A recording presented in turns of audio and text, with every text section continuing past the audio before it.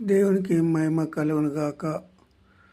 సమస్త మానవులకు ఊపిరి దయచేయి దేవుడు యేసుక్రీస్తు ప్రభు. సమస్త మానవులకు ఒక మానవుడు ఒక మానవునికి ఇస్తలేనని అనలేదు. అన్యులకు ఇస్తున్నాడు, ధన్యులకు ఇస్తున్నాడు. ఊపిరి లేని మానవుడి లోకంలో ఒక్కడు కూడా లేడు. మత్తయి సువార్త 1వ అధ్యాయము 18వ వచనం నుండి, యేసుక్రీస్తు జనన మెట్లనగా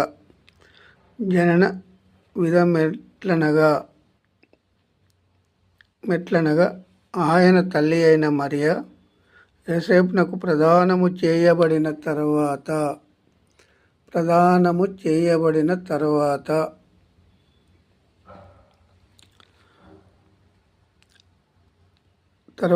వారి ఏకము కాక మునుపు ఆమె పరిశుద్ధాత్మ వలన గర్భవతిగా ఉండెను.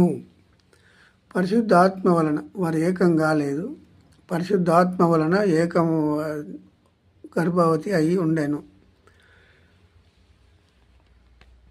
ఆమె భర్త అయిన యోసేపు నీతిమంతుడై ఉండి ఆమెను అవమానపరచనొల్లక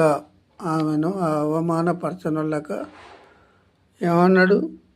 అవమానపరచనొల్లక రహస్యముగా ఆమెను విడనాడను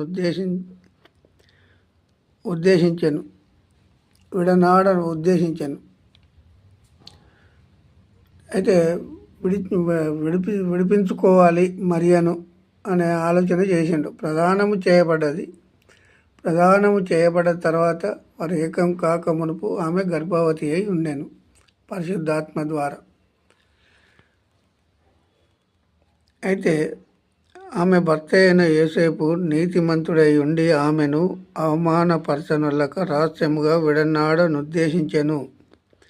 అతడు ఈ సంగతులను గూర్చి ఆలోచించుకొనుచుండగా, ఏ సంగతులను? అయ్యో, నా భార్య ప్రదానమే చేయబడ్డది, మరి మీ ఏకం కాలేదు. ఏకం కాక మునుపు మరి ఈమె గర్భవతి ఎలా అయ్యిందని ఆలోచనలో పడ్డాడు. మానవ లక్షణాలు కదా. మానవుని లక్షణాలు ఎప్పుడు తప్పుడు ఆలోచనలే ఉంటాయి. మానవుని ఆలోచనలు ఎప్పుడు తప్పుగానే ఉంటాయి. 2025 సంవత్సరాల క్రితం ఇది జరిగిన మాట. యోసేపు నీతిమంతుడై ఉండి ఆమెను అవమానపరచనొల్లక రహస్యముగా విడిపించుకోవాలని ఆలోచన చేసిండు.